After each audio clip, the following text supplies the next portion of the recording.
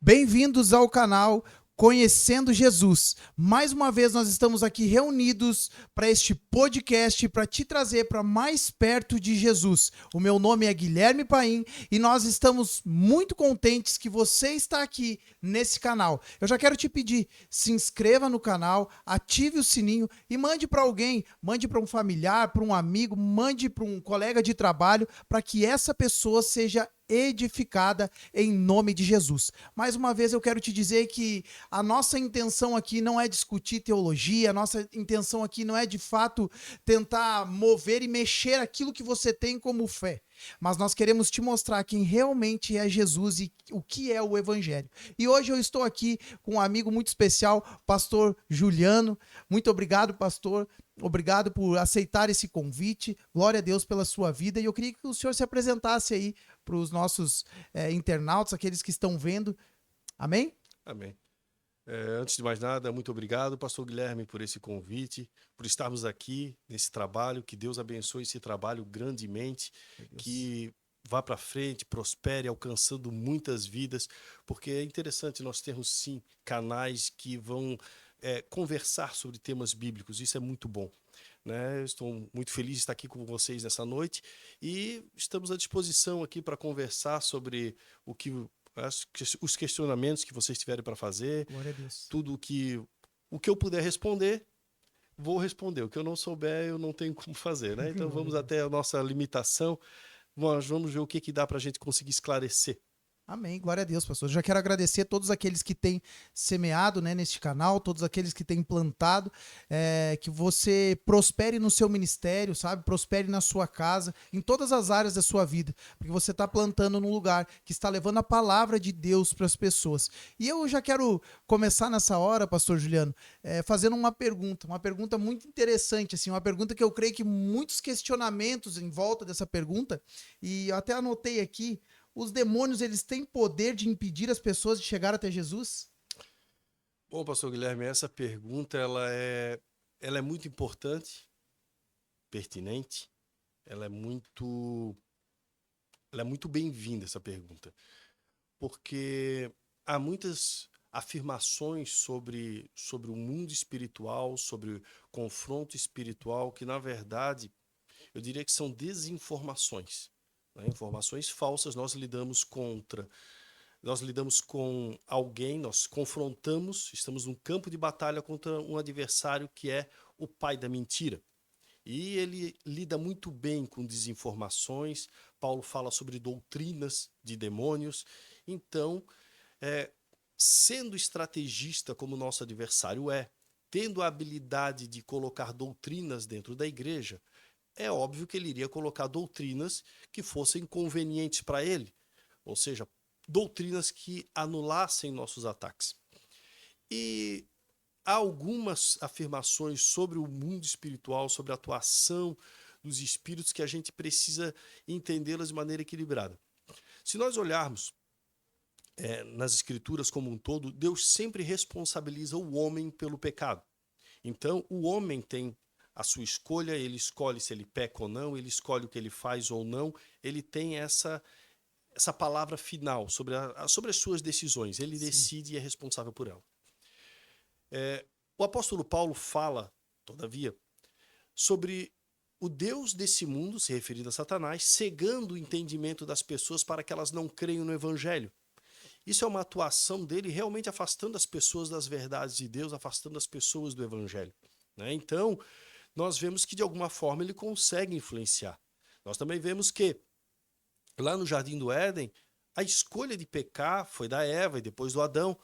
Porém, a gente não pode excluir a participação da serpente naquele processo. Verdade. Né? Quando Jesus esteve no deserto, que ele foi tentado, em Mateus capítulo 4, a Bíblia diz que se aproximou o tentador.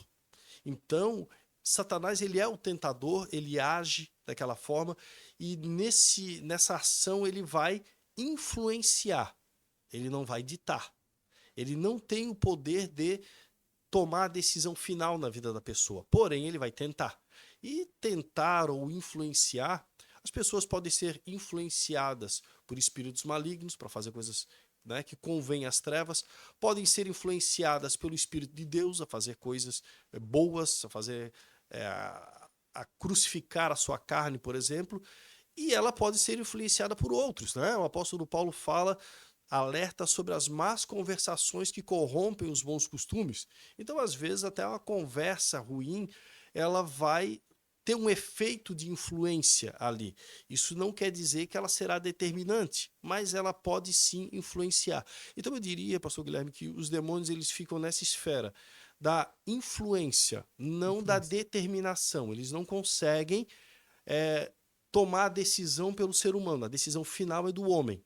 Entendi. Eles vão trabalhar ardilosamente para tentar influenciar, geralmente pegando alguma coisa que já tem no homem. Jesus disse o seguinte, ele cita várias más ações e ele diz assim, olha, vem do coração do homem. Uau. Porque do coração do homem procedem os maus desígnios.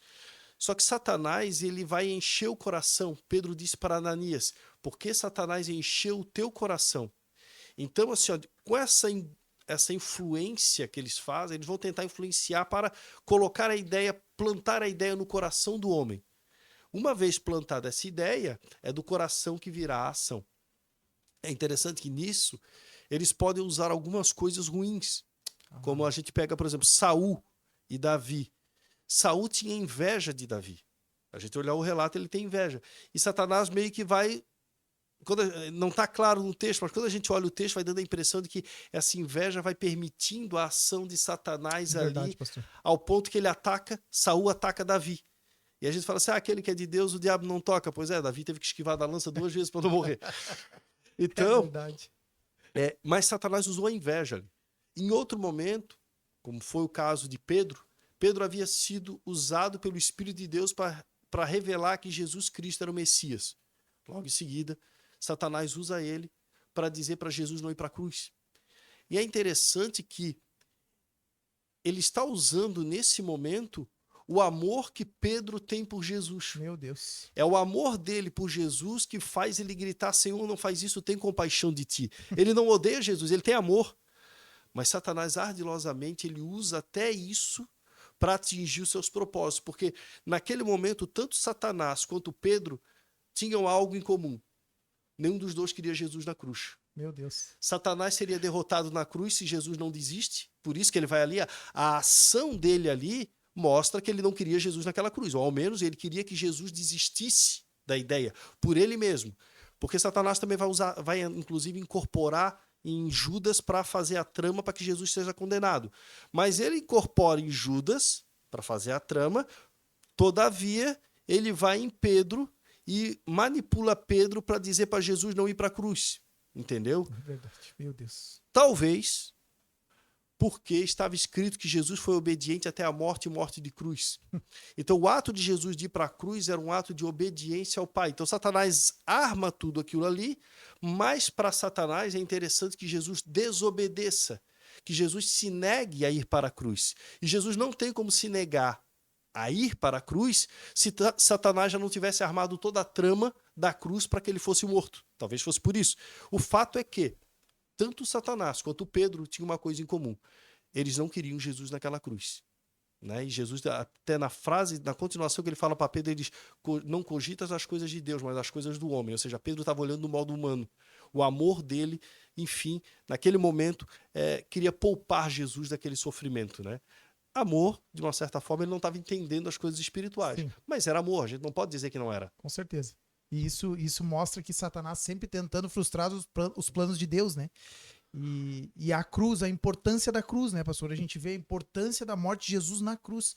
O senhor falando aqui, isso me lembrando, me trazendo à minha mente o quão importante nós darmos valor para essa morte na cruz, gente. Vocês que estão assistindo, por isso que a gente está falando no podcast Conhecendo Jesus, porque assim, ó, Jesus morreu por mim e por você na cruz. Dê valor para isso, dê valor para essa morte na cruz. Satanás tentou de várias formas frustrar os planos de Deus, mas os planos de Deus ninguém pode frustrar.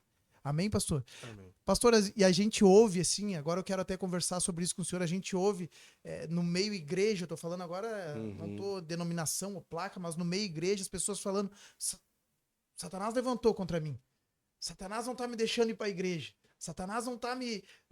se levantou o inimigo contra mim. E agora o senhor falando sobre isso, e até eu queria que o senhor falasse um pouquinho sobre isso, sabe? Porque até uma pergunta que eu ia fazer pro senhor, eles conseguem impedir, de fato, as pessoas de não ir numa igreja ou ir num culto?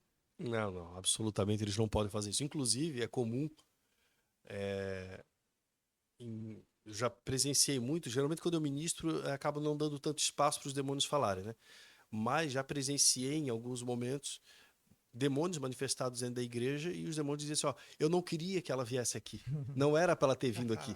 Ou seja, por mais que eles não quisessem, eles não puderam impedir a pessoa. Então eles vão tentar convencer, eles vão sugestionar, eles vão dizer que tá frio, que tá calor, que tá chovendo em Pernambuco, né? O sujeito mora no Rio Grande do Sul, mas se estiver chovendo em Pernambuco, não vai na igreja. Então eles vão usar todos os argumentos deles para tentarem convencer a pessoa. Vem aquele pensamento assim, hoje eu tô cansado. A pessoa às vezes não percebe que aquele pensamento foi enxertado. Assim como aconteceu com Pedro, né? O pensamento foi enxertado, ele não percebeu que o pensamento não era dele. Então, eles conseguem fazer isso, mas decidir pela pessoa de não ir, eles não podem. Até porque, se eles pudessem, nós não teríamos nenhum culto de libertação em igreja nenhuma, né? Porque aquelas pessoas que estão lá, estão manifestando demônios, elas obviamente têm problema espiritual. Sim. E os demônios não entram nelas na hora do culto. Aqueles demônios que estão manifestando naquele momento já estão acompanhando elas dia a dia. Agora, se eles já estão ali, por que eles não impediram aquela pessoa de ir na igreja? Porque eles já sabiam o que ia acontecer naquele culto, eles já sabiam que seriam confrontados, eles já sabiam de tudo isso. Mas eles não impediram porque eles não podem. Eles não podem impedir. Assim como lá, quando a gente olha os evangelhos, aqueles demônios que Jesus expulsava, eles sabiam. A hora que aquelas pessoas chegassem diante do Senhor, eles sabiam o que ia acontecer muitas vezes, ou teriam uma expectativa muito ruim. Mas eles não conseguiam impedir aquelas pessoas de ir até lá. Meu Deus. Então, a palavra final vai ser sempre da pessoa. Amém. A palavra final sempre, a pessoa decide. A pessoa decide. Aí estamos falando do livre-arbítrio, a pessoa decide, então. A pessoa vai decidir. Eu quero também já deixar registrado aqui, depois se o pastor quiser deixar aí os seus meios de comunicação, né, para que o pessoal possa seguir o senhor. E para quem não sabe, o pastor Juliano, ele é professor, né, de teologia, ele é também diretor aí do curso do ET100 e tem nos ajudado aí nessa caminhada. Eu sou muito grato a Deus pela sua vida, né? Glorifico a Deus por tudo que o Senhor tem nos ensinado e trazido de ensinamento, né, através da palavra de Deus. Muito obrigado, que Deus abençoe a sua vida grandemente. E voltando aqui ao assunto, você que está em casa também, o mundo espiritual é real, tá? Não diga que não existe demônios.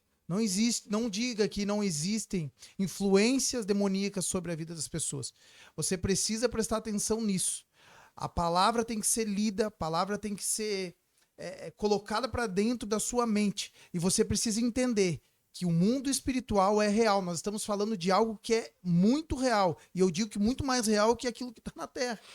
Porque está nos rodeando. Né? Então, eu creio dessa forma. Né? E eu queria que o senhor falasse um pouquinho da importância do mundo espiritual, pastor, sabe? Quero continuar nas perguntas. Mas a importância de nós darmos atenção para isso. Que muitas pessoas hoje, a gente vê muitas igrejas nem falando mais sobre isso. Nem falando mais sobre libertação, nem falando, sabe? Enfim, a gente não está aqui para julgar A ou B, placar A ou B, mas a importância para que o povo que está em casa entenda a importância disso. Eu me preocupo muito com esse tema porque tive experiências ruins na minha família. Né? Eu vim de uma família que houve muitos ataques, houve muito sofrimento causado por essas pragas. Né? Então, eu acho que por isso que quando eu me converti, eu meio que me converti com sangue nos olhos. Né? Aí... Não perdeu até hoje. E quando hoje, depois né, me tornei obreiro e a gente começa, além desse sangue nos olhos, começa a vir a questão do cuidado com as ovelhas, Sim. Do amor pelas ovelhas. E a partir daquilo ali, a partir desse momento que Deus começou a ministrar esse amor, juntaram as duas coisas. Assim, por um lado, a disposição de entrar em briga, para mim isso aí não tem problema. Por outro, é o amor pelas ovelhas. E aí é um ponto em que me preocupa, porque Jesus disse que o mercenário não tem cuidado da ovelha. Acho que é o mercenário que ele usa, né, o termo, não lembro agora se é o mercenário, mas não tem cuidado das ovelhas. Então, ou seja, nós como pastores, nós temos que ter cuidado das ovelhas. E o que acontece? O mundo espiritual, ele é real, muitas das coisas que acontecem no mundo físico, elas têm sim origem no mundo espiritual. As pessoas podem escolher dizer que não, podem se enganar com vários sofismas, mas a Bíblia é muito clara sobre tudo isso, né? Nós vemos lá o caso de Jó, quantas coisas que Jó passou e coisas que a gente poderia olhar e dizer assim, isso aí é normal, o cara foi roubado. Roubaram os camelos, roubo. Vai dizer que é tudo do diabo agora? Né? Que o pessoal, tudo é o diabo. Pois é, o cara foi roubado. Aí o fogo no céu que caiu ali, não tem muito como dizer que o negócio não foi sobrenatural. Tinha uma coisa mais estranha ali, né? Mas aí dá um vento, puxa, uma tragédia, um vento, uma tragédia climática, né? Tudo ao mesmo tempo. Pois é, e aí fica assim, tudo coisas que nós teríamos explicações pseudocientíficas, porque quando a gente fala de ciência, a gente tem que, até abrindo um parênteses, ciência é aquilo que a gente faz, observa, repete e observa sempre o mesmo resultado, tá? Muitas das coisas que eles falam como sendo ciência, na verdade, são crendices. O sujeito acredita naquele livro, mas se ele não repetir aquilo ali, a metodologia científica é essa, eu repito o experimento e encontro o mesmo resultado. Observo. Então, voltando. Muitas pessoas poderiam dizer que aquilo ali eram coisas naturais, mas não eram sobrenaturais. E para a gente não ficar só no Antigo Testamento, quando nós chegamos no Novo, Pedro diz o seguinte, olha, vigiai. Só essa expressão já quer dizer o seguinte, depois dela virá um alerta. Eu tenho que vigiar com o perigo que vem depois, Meu certo? Deus, Vigiai. O diabo, vosso adversário, anda de redor, rugindo como leão, buscando aquele que possa tragar. É interessante porque esse versículo, quando me foi apresentado, quando eu me converti, eles me diziam assim, não se preocupa porque o anjo do Senhor está ao redor daquele que o teme e o diabo está ao derredor, quer dizer, fora do redor. Meu Deus. Bom, na verdade, se a gente olhar a palavra redor e derredor, não tem essa diferença que eles me falavam, né? Isso aí não existe. Essa barreira. Não existe esse negócio ali. Segundo, se fosse isso, não faria sentido a advertência de Pedro. Por que ele está advertindo? Ele deveria ter dito, então, fica tranquilo, o diabo está só no derredor. Que foi como me foi apresentado. Mas não, o texto é uma advertência. Vigiai, ele está em derredor, buscando aquele que, rugindo como leão, buscando aquele que possa devorar. Na continuação, ele vai dizer, resistir firmes na fé, sabendo que provações iguais às vossas estão se passando pela vossa irmandade espalhada na terra. Ou seja, ele está efetivamente criando problema. Verdade. Não dá para negar isso. E que problemas são esses? Nós vemos, por exemplo, o apóstolo Paulo também dizendo assim, olha, ele falou para o pessoal de Tessalônica, eu tentei ir até vocês aí, não só uma vez não, porém Satanás me impediu. Queridos, Satanás impediu, não foi o Juliano, foi o apóstolo Paulo. Meu Deus. Ele impediu o apóstolo Paulo, entendeu? E Paulo vai lá em Efésios e diz assim, olha, nós não temos que lutar contra a carne nem contra o sangue, mas sim contra principados, potestades, dominadores e hostes espirituais da maldade. Portanto, revestivos de toda a armadura de Deus, não é só uma peça, toda. Para que possais resistir. Ou seja, não basta nem se revestir com a armadura. Sim. A armadura é para que eu vá lutar. Resistir é lutar. Lutar principalmente no sentido de se defender, mas também envolve um ataque, né? Quando a igreja avança contra territórios dominados pelas trevas, nós estamos num ataque. Quando ele fala aquilo ali, ele está dizendo o seguinte, olha, há um confronto. Há um confronto. Para esse confronto, vocês precisam de toda a armadura, e aí ele dá vários elementos da armadura. E se nós formos pegar cada um daqueles elementos e fomos abrir o leque, porque ele está falando muito resumido. Ele está falando só capacete da salvação, tá bom, mas o que é a salvação? Aí vai envolver ter o senhorio de Jesus, aí vai envolver, né? Ele fala ali sobre a espada do Espírito, é só uma frase. Não, mas aí por trás dessa frase tem todas as escrituras, estudo das escrituras completas. Tá tudo ali numa expressão, espada do Espírito. Então, assim, quando a gente pega esses elementos da armadura e explana eles, a gente vê que o negócio fica bem abrangente. E no final, o apóstolo Paulo diz assim, aliás, ali naquele texto ele diz, revesti-os de toda a armadura para que possais resistir. Ou seja, ter só armadura não vai bastar. Sim. Eu preciso lutar. Luta sem armadura não vai adiantar. A armadura sem luta também não vai funcionar. Eu preciso dos dois, a armadura e a atitude de lutar pela minha vida. Claro. É interessante que quando eu comecei a atender pessoas, eu lutava por elas. E eu comecei a eu não tinha resultado. Até o dia que eu vi alguém que nem se revestiu tanto assim com a armadura, mas foi liberto. E outros que já estavam na igreja há anos não eram libertos. Eu pensei, por quê? Só que aquela pessoa tinha uma característica diferente, ela lutava. Ela lutava, a luta. Então, por mais que a armadura dela estivesse às vezes meio em frangalho, mas ela estava com tanta disposição para lutar, que com aquela armadura em frangalho ela vencia. E outros que talvez até tivessem já corrigido a armadura, mas eles não lutavam, eles aceitavam passivamente os ataques, eles não conseguiam romper, eles não conseguiam chegar à libertação que é prometida para o cristão. Sim. Jesus a Bíblia, nos juntando as promessas, ela vai nos trazer isso. Todavia, né, nós temos que lutar. Quando eu falo juntando as promessas, principalmente, por exemplo, se nós olharmos em Tiago, ele diz assim: sujeitai-vos a Deus e resisti ao diabo, e ele fugirá de vós. Só que eu tenho que fazer duas coisas: me sujeitar a Deus, primeira, né, que é aceitar o senhorio dele, e aí, consequentemente, eu vou me revestir de toda a armadura, e, ao mesmo tempo, eu também tenho que fazer resistência ao diabo. Eu tenho que lutar. Agora ele vai fugir. Então não adianta eu pular uma ou outra parte e querer chegar no resultado que foi prometido para quem cumpriu as duas. Meu Deus. Verdade, pastor.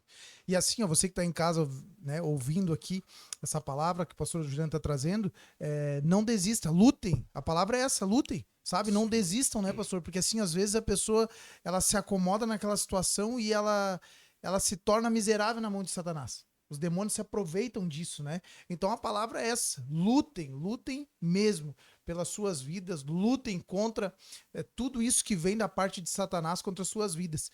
Pastor, eu queria também fazer uma pergunta aqui que eu acho bem, bem interessante. Na verdade, o senhor já até respondeu lá no começo, mas eu queria que o senhor falasse um pouquinho sobre as pessoas, elas procuram muito hoje em dia livros, né? Livros, e a gente não tá falando em nome, nada aqui, Sim. mas livros nessa área de libertação, né? Até eu tenho um aqui que tá aqui na minha mão aqui que eu tava lendo já. Mas as pessoas procuram muito isso. E eu vejo que a palavra de Deus é tão completa que a Bíblia ela nos dá a instrução certinha, ela nos dá a instrução como batalhar, como o senhor tá falando. O que o senhor tem para dizer sobre isso, sabe? Nessa busca Sim. pelo conhecimento. Eu vou um pouco contrário às duas principais vertentes que tem nessa área da libertação, tá? Tem os prós, os contras, e eu tenho uma abordagem um pouco diferente. Bom, existem aqueles que dizem que crente não fica endemoniado, né? O que a Bíblia não fala, mas enfim, isso aí, não sei se vai ter essa pergunta depois ou não, mas não vou desviar o foco aqui agora da tua pergunta. Existe do outro lado o pessoal que muitas vezes até é bem intencionado na parte da libertação. Porém, nós precisamos nos dar conta de uma coisa. Nós lutamos contra o pai da mentira. Okay? Sim. Ele é extremamente ardiloso para lidar com informações.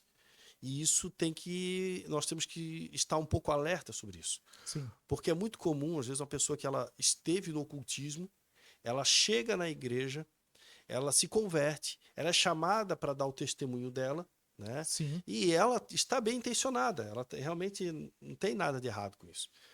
Só que aí, de um modo geral, a igreja acaba acreditando que o mundo espiritual é da forma como essa pessoa está relatando. Como se essa pessoa agora fosse um especialista do mundo espiritual. Mas espera aí, vamos rastrear a informação. Ele está nos dando informações sobre o mundo espiritual. Vieram da onde essas informações? Ele aprendeu com o líder religioso do ocultismo. Esse líder aprendeu com quem? Ele pode ter aprendido de outro líder, enfim, mas se nós rastrearmos a informação e chegarmos na origem dela, a origem é demoníaca. Então, no final das contas, nós estamos abordando o mundo espiritual pela ótica que Satanás plantou. Meu Deus, verdade. Então, e isso é extremamente, eu vejo isso extremamente preocupante, porque muitas das informações acabam vindo dessas fontes. Né? E repito, assim, eu não acho que essas pessoas são mal intencionadas, não é isso. A forma como até nós mesmos recebemos. né? Porque o sujeito ele vem do ocultismo e somos nós que chamamos ele para falar como especialista do mundo espiritual. Mas ele aprendeu com quem? Foi com o diabo, no final das contas foi com o diabo. Pai da mentira. Foi com o pai da mentira. E quem disse que para o diabo realizar os seus planos, ele precisa falar a verdade para os seus súditos? Até porque ele tem várias seitas. Ele tem um engano para cada trouxa. Né? Então, se nós olharmos, se nós fôssemos acreditar que o que eles estão falando é verdade, de que verdade nós estaríamos falando? Da verdade que é ensinada na seita A, na seita B ou na seita C? Porque nós teremos, por exemplo, seitas onde eles vão dizer que aqueles espíritos são demônios. Né? Correto. Nós temos seitas que vão dizer que aqueles espíritos, na verdade, são de pessoas que morreram. E agora, qual dos dois está falando a verdade? Entendeu? Então não dá para... Já tirando pelo fato de ser o pai da mentira, isso já é complicado, né? Segundo ponto é que assim, ó, nessa linha, certa vez eu vi um ex-ocultista que era chamado em várias denominações para dar seu testemunho. Eu já tinha ouvido falar dele. E uma vez eu fui assistir né, ele foi chamado na igreja em que eu congregava e ele foi falar. Durante a sua explanação, ele chamava Satanás de Lucifer, né? Ele dizia assim, Satanás, ou Lucifer, ele não incorpora no homem porque ele é poderoso demais, o homem não aguentaria a incorporação dele. Bom, essa doutrina engrandece bastante ele, né? Verdade. Mas quando a gente olha na Bíblia, nós vemos o relato de que em Judas, ele entrou não uma, mas duas vezes. É verdade, meu Deus. Ali não foi só uma incorporação demoníaca, foi uma incorporação satânica. O próprio Satanás entrou em Judas. Aí agora vê, naquela informação que aquele ex-ocultista, bem intencionado talvez, nos trouxe, que ele aprendeu no frigir dos ovos com Satanás, ela está em conflito com as escrituras. Então aquela informação eu tenho como checar e eu sei que é falsa. E o restante? E as outras informações? Meu Deus. Entendeu? Então eu acho muito complicado quando nós tentamos abordar o mundo espiritual com informações vindas do ocultismo. Uhum. Segundo ponto que eu acho que a gente também tem que ter um certo cuidado. Nós vemos que quando Satanás, em determinado momento, ele quis se levantar contra o povo de Israel, ele induziu Davi a levantar um censo. Uau. Quando ele quis induzir Jesus a não ir para a cruz, ele usa Pedro. E quando ele vai usar alguém para tramar a entrega de Jesus, né, para o pessoal que queria matá-lo, ele usa Judas. Detalhe, Davi, ele é ungido. Uhum. Certo. E no livro de Atos, ele é chamado de profeta. Uhum. Porque várias profecias ele escreveu nos Salmos, né? Então Davi, ele é rei, mas ele também é profeta. A gente pode dizer que ele é profeta, que a Bíblia chama ele de profeta. Então nós temos aí um profeta e dois apóstolos sendo usados por Satanás. Verdade. E olha que quando a Bíblia fala Paulo fala sobre revelações, né, dadas a profetas e apóstolos. São os dois ministérios que mais, né, recebem revelações. E Satanás enganou profeta e enganou apóstolo. Meu Deus, os dois. Os dois. Aí, e não foi, no caso de Judas, a gente pode dizer, mas Judas já era ladrão, tudo bem, mas e Pedro? Pedro era um cara que amava muito Jesus, era o cara que tinha provavelmente mais fé. Porque quando Jesus chegou andando sobre as águas, ele foi o único que teve fé para dizer, Senhor, que eu vá até ti. Corajoso. A gente fala assim, Pedro afundou. Não, mas foi o único que andou. Os outros ficaram no barco. Pedro negou Jesus. Pois é, onde é que estavam os outros? Nem foram lá. Então é fácil dizer para quem correu.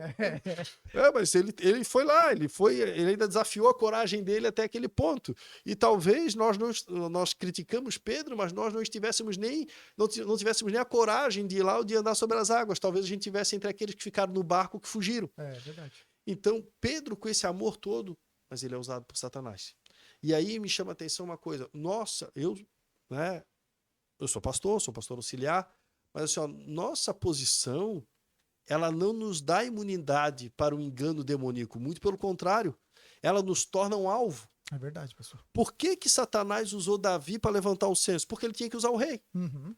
Davi estava na posição que Satanás ele precisava de alguém que ocupasse aquela posição. Então, quando Davi vai para aquela posição, ele não está em imunidade. Muito pelo contrário, ele botou um alvo na testa.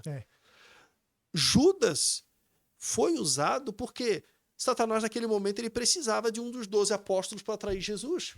Se ele não fosse um dos 12, ele não teria sido usado daquela forma. Com certeza. Então, o cargo eclesiástico dele tornou ele um alvo para o engano. Pedro, a mesma coisa. Pedro era o alvo perfeito para dizer para Jesus, não vai, Senhor, ter compaixão de ti. Por quê? Jesus tinha acabado de falar, né, um pouco antes, ele perguntou, quem dizem os homens que eu sou? E é Pedro que diz, tu és o Cristo. E aí Jesus diz, bem-aventurado és, porque foi o Pai que te revelou. Dos apóstolos que estão ali, quem é que Satanás vai escolher para usar? Justamente aquele que havia acabado de receber a revelação do Pai. Isso nos mostra que nossa posição eclesiástica não nos livra do engano. O fato de nós termos sido recentemente usados por Deus não nos livra do engano. Verdade, pastor. E o fato de nós termos, por exemplo, estado no momento de comunhão da igreja ou participado da comunhão também não muda. Sabe por quê? Se nós olharmos no momento em que Satanás entra em Judas para entregar Jesus, foi logo depois dele comer o pão da Santa Ceia. Meu Deus. Ele participa do cálice, consagração máxima, ele come o pão da Santa Ceia, Satanás entra nele. E detalhe que tem nessa passagem, que é aterrorizante. Satanás entra em Judas, ele está na mesa sentado com todo mundo, Jesus sabe o que aconteceu, diz para ele o que faz depressa. Satanás vai lá, se levanta, sai, e a Bíblia diz que nenhum dos que estavam na mesa percebeu por que Jesus disse isso. Ou seja, Satanás entrou em Judas na frente de todo mundo, todos dos apóstolos que estavam ali, e o seu cargo eclesiástico não lhes deu discernimento para saber o que estava acontecendo. Meu Deus, pastor. E Satanás em Judas, não só isso, né? Mas ele em Judas, ele senta na mesa no momento com os líderes religiosos do judaísmo. Então nós temos aqui duas religiões, cristianismo e judaísmo, líderes das duas religiões. E esses líderes, nem de um lado nem de outro, percebe que não é Judas que está conversando com eles. Meu Deus. Passa tudo desapercebido. Então, assim, o nosso cargo, nossa posição religiosa, nosso cargo eclesiástico não nos garante discernimento espiritual. Pelo contrário, nos torna alvo. E aí nós temos que estar atento para os erros desses outros, que está registrado na Bíblia, para vigiarmos e não sermos também usados. Usados por ele. E o senhor falando, eu acho muito interessante, né? Porque o senhor falou um pouquinho antes ali sobre o coração, né? Então, assim, eles usam dessa forma. Porque, assim, ó, o pregador, ou enfim, o pastor, aquele que está ministrando com uma igreja, é muito fácil ser usado por Satanás.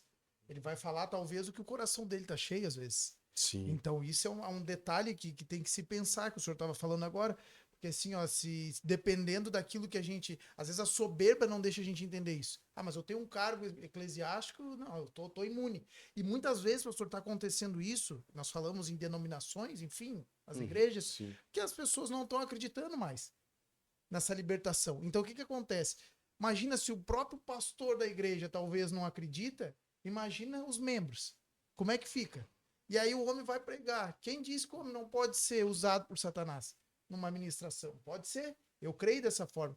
Então, esse é o cuidado, acho que nós temos que ter, né? Nós, como pastores, como, né, ministros. Então, isso é muito relevante. Esse tema, sim, é um tema que eu acho que teria que ser mais abordado.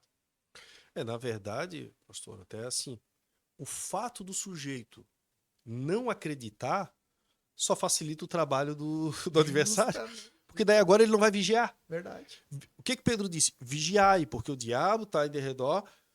Ou seja, mas se eu acredito que estou seguro ou garantido pela minha posição eclesiástica, pela minha unção, seja lá o que for, eu não preciso mais tomar cuidado. Nada. Só facilito para quem vai tentar me manipular. E assim, o que o senhor falou é bem interessante, porque assim, um dos cuidados que eu procuro ter, às vezes, quando eu vou pregar, às vezes não ter, por exemplo, amargura no meu coração, porque a boca fala, o coração está cheio. Se eu tiver, aquilo ali pode ser o gatilho que eles precisam para falar. E o que vai acontecer naquele momento, eu vou sentir de falar. E aqui nós temos um outro problema que é muito comum.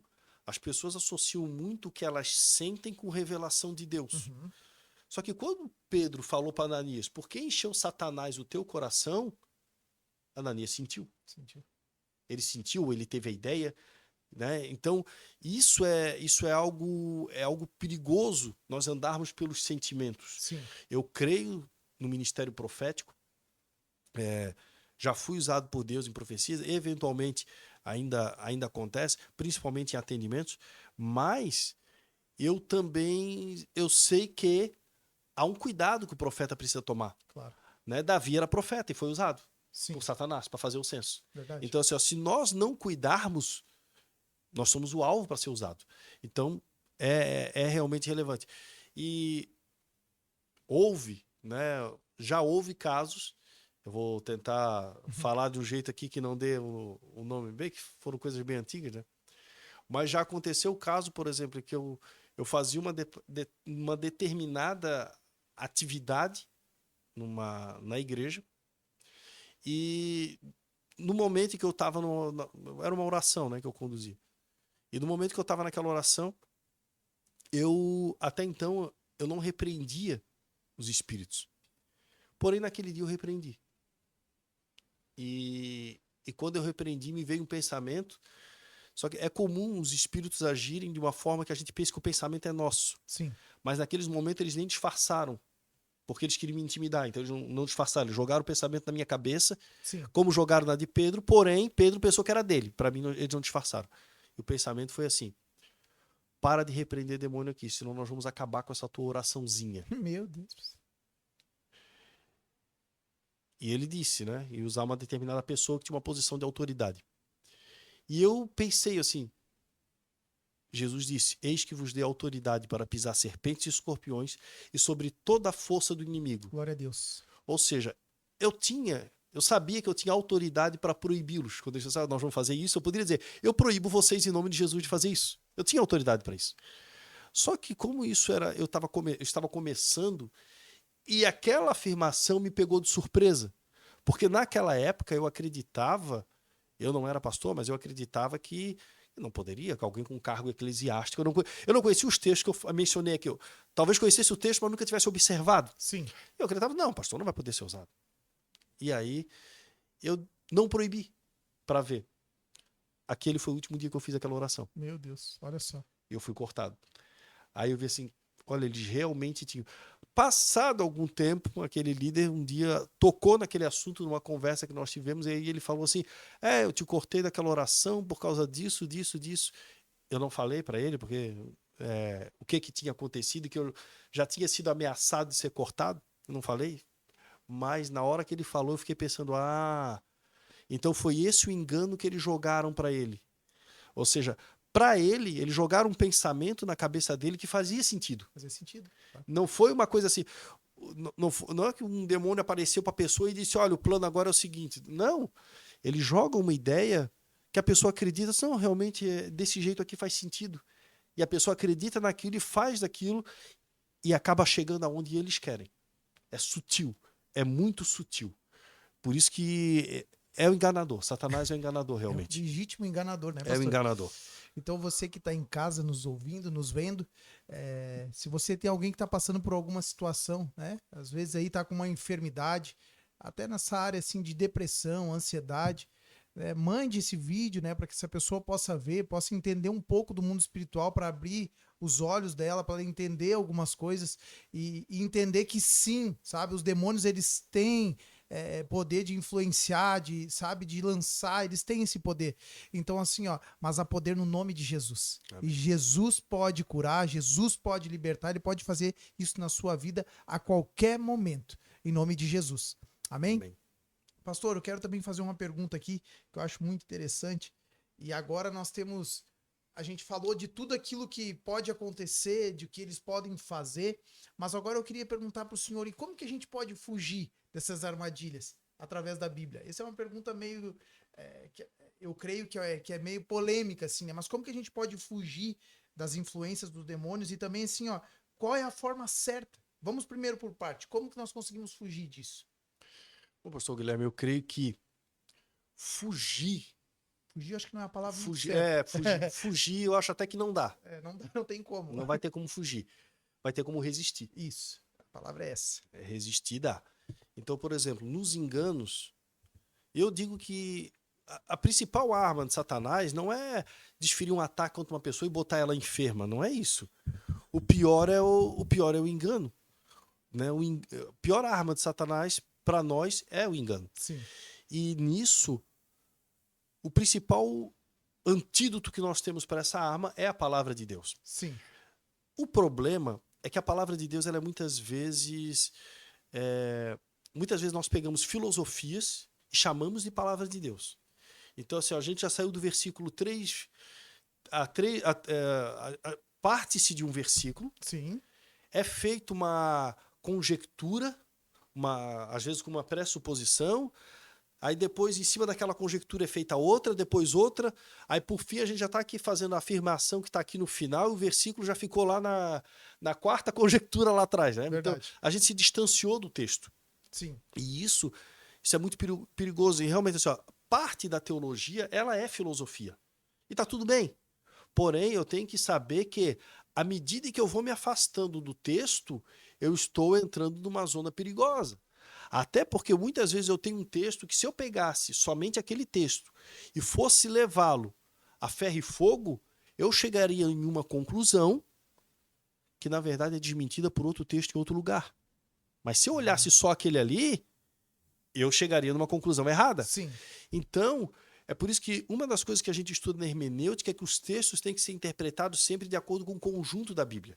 Então eu pego um texto ali, ele tem 2, 3, 4 interpretações. Eu vou vendo, peraí, a primeira interpretação ela é reprovada naquele outro texto, a segunda naquele outro, a terceira naquele outro, sobrou a quarta, eu sei que é essa. Entendeu? Nós precisamos fazer essa análise, porque senão nós entramos em erro. Sim, certo. Outra coisa que aí é a hermenêutica, né? O que a gente faz para não cair no engano? Pega a Bíblia e a hermenêutica. Aplica a hermenêutica correta na Bíblia e não cai no engano. Agora a questão é como fazer isso, né? É hermenêutica. Mas a gente acaba não fazendo. E a gente pensa que está fazendo. Eu costumo dizer às vezes assim, não basta dizer assim, a palavra de Deus fala. Procura referência. Porque muitas das coisas que dizem que a palavra de Deus fala, se a gente for procurar referência, ela não existe. E nessa história a gente diz que Paulo caiu do cavalo, né? Verdade, pastor. A gente diz aí mais um monte de coisa, né? Tinha outra do pessoal falava, como é que é? A palavra de Deus se renova a cada dia. Já ouvi. E aí a gente vai falando um monte de coisa e a palavra de Deus diz isso, aí tu vai ver, onde é que está o texto? Não diz, sabe? Então a gente tem que voltar e buscar o texto. Cadê a referência? Vamos na referência. O texto está corretamente interpretado? Eu tenho que ver isso. Né? Um outro que é muito comum na área da libertação. Aquele que está em Cristo, nova criatura é. Né? As coisas velhas já passaram, tudo se fez novo. Aí o pessoal, nova criatura, acabou tudo. Peraí, vamos ver pro texto. Porque se é assim, então o sujeito chegou na igreja brigado com a mulher, aceitou a Jesus, ele diz para a mulher, agora vai para casa dos teus pais, porque tudo se fez novo, eu tô solteiro, e vou casar de novo agora. Não se fez tudo novo? É tudo novo. Tudo novo, tudo novo é tudo novo. Não é? Ou as coisas velhas já passaram, assim, desculpa aí, tu tá com 50, 60, pesado, vou trocar de 60 pela de 20, as coisas velhas já passaram, né? Ou a mulher falar pro homem também, né? O homem tá lá com 60, as coisas velhas já passaram, eis que tudo se fez novo. Não dá, né? Então eu tenho que entender. Por exemplo, em algumas traduções aparece a palavra tudo, né?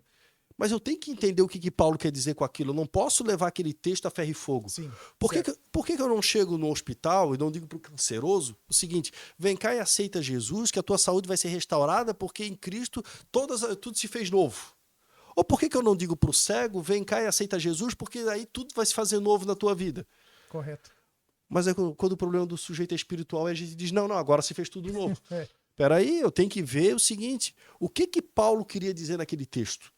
E aí quando eu vou lá para aquele texto, eu vejo que é a forma como o cristão lida com a vida e lida com as pessoas. Ele vai ter uma abordagem nova agora. Inclusive, aqueles que conheciam a Cristo segundo a carne, já não deveriam mais conhecê-lo dessa forma. Ou seja, teve gente que viu Jesus ali andando, o Jesus de carne e osso ali, Sim, caminhando com as suas vestes de judeu ali, né? Mas eles agora teriam que reconhecer Jesus de uma outra forma. Eles tinham que ver Jesus da forma glorificada. Importa que não conheçamos mais Jesus daquela forma. É disso que Paulo está falando. A perspectiva com que o cristão enxerga o mundo, ela agora tem que ser mudada. O tudo novo é isso. E ponto final. Não dá para eu pegar o tudo agora e querer levar para onde eu quero.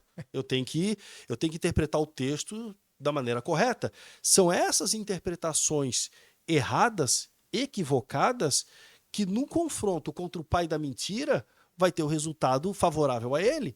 Até porque, baseado nisso, por exemplo, nessa distorção desse texto, muitos falam assim, não, o crente não fica endemoniado, porque aquele está em Cristo, nova criatura, tudo se fez novo. Bom, aí se o sujeito acredita que crente não tem mais problema espiritual, ele não vai lutar para expulsar um espírito maligno da vida daquele crente. Com certeza.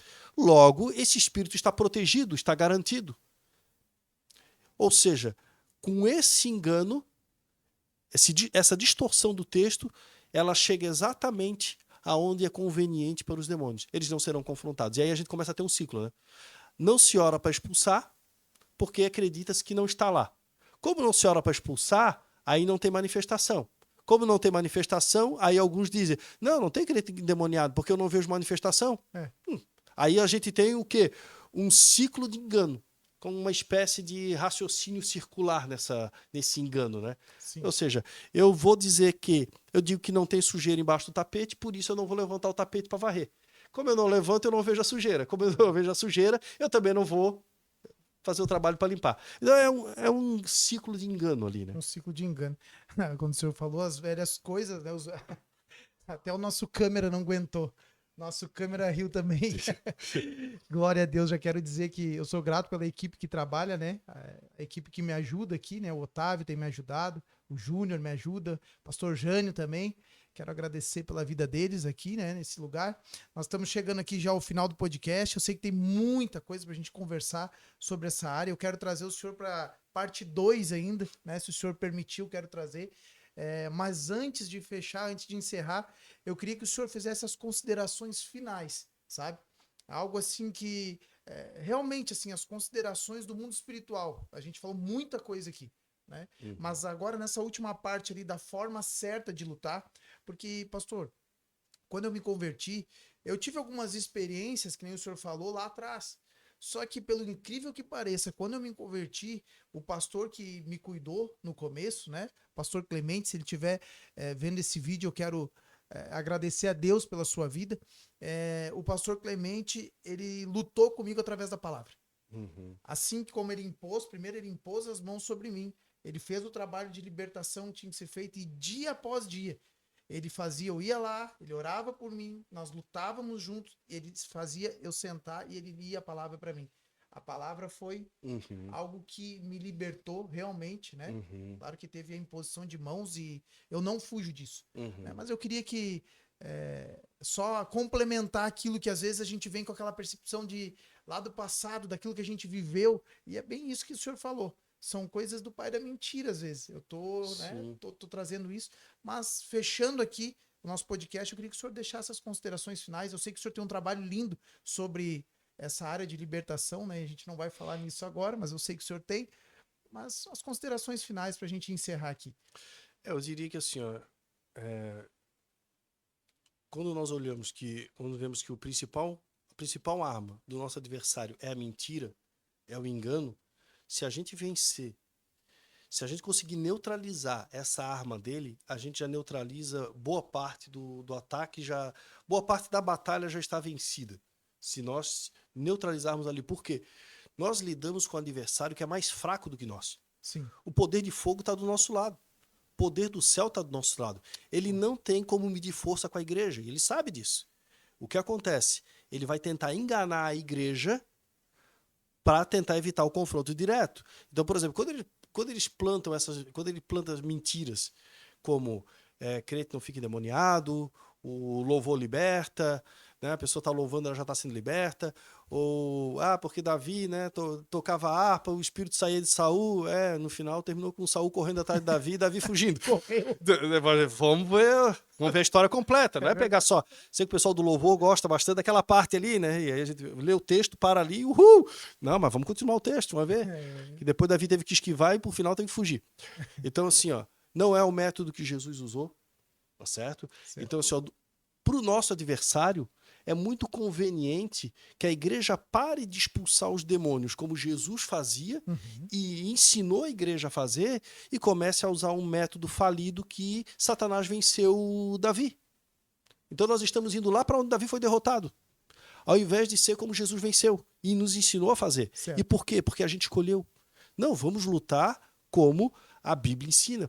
Outra, né? A libertação pela palavra. O sujeito está sendo limpo pela palavra. Também, mais uma vez, a gente tem aquele problema da palavra retirada do contexto. Quando Sim. Jesus falou sobre que vocês estão limpos pela palavra, ele estava falando numa metáfora.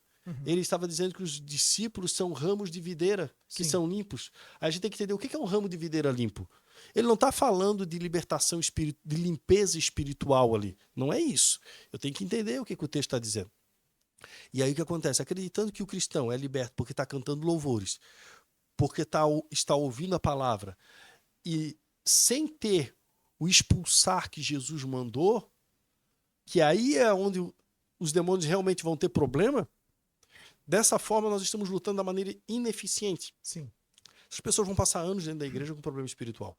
Por isso que quando Jesus manda os discípulos, ele disse: vão, curem os enfermos, expulsem os demônios, dá outras orientações e diz: e anunciem que o reino de Deus está próximo. Ou seja, nós pregamos o evangelho, mas também expulsamos os demônios. A gente não vai só... Se simplesmente a palavra já bastasse para garantir libertação, ele não teria dito: vão lá e expulsem os demônios. Ele teria dito: prega o evangelho e os demônios automaticamente sairão. Mas não foi isso que ele disse. E digo mais, nós temos um caso de uma mulher, uma filha de Abraão, né? E olha que Jesus não dava esse título para qualquer um. Teve uma turma lá que falou: nós também somos filhos de Abraão. Ele disse: não, filho de Abraão vocês não são. Se vocês fossem filhos de Abraão, vocês fariam as obras de Abraão. É verdade. Né? Tá lá em João 8. Nós temos uma mulher que ela estava há anos enferma, com espírito de enfermidade. Ela está dentro de uma sinagoga. Jesus entra na sinagoga. E o espírito de enfermidade continua naquela mulher. Meu Deus. Ele não sai, porque Jesus está ali. Estão os dois na mesma sinagoga. Jesus fala uma palavra, ou seja, Jesus pregou na sinagoga. E o espírito continua naquela mulher. E olha que não foi a minha pregação, ela ouviu a pregação da boca de Jesus. E o espírito não saiu da vida dela. Aí Jesus foi lá, tocou nela e disse: ser livre da tua enfermidade. E aí aquele espírito de enfermidade deixa aquela mulher. Somente nesse momento. A gente para na pregação e diz: está tudo resolvido. Jesus não parou na pregação, ele foi lá para agir espiritualmente para garantir a libertação daquela mulher, que era uma filha de Abraão, ou seja, aquela mulher era uma verdadeira crente. Esse título ele não dava para qualquer um, não. Verdade. Então, nós não podemos nos rebelarmos contra os comandos que Jesus dá para a igreja e querermos alcançar o resultado que ele prometeu para quem faz o que ele mandou. Ou seja, se ele diz para eu ir lá expulsar os demônios e no final disso tudo, daí as pessoas serão libertas pelo poder de Deus na igreja, eu não posso pular a etapa do expulsar e querer chegar no mesmo resultado que as pessoas libertas. Com certeza. Não dá. O que eu acredito que aconteça muitas vezes é que a gente acaba acreditando naquilo que a gente prefere acreditar. É mais confortável acreditar nisso. Conveniente para nós.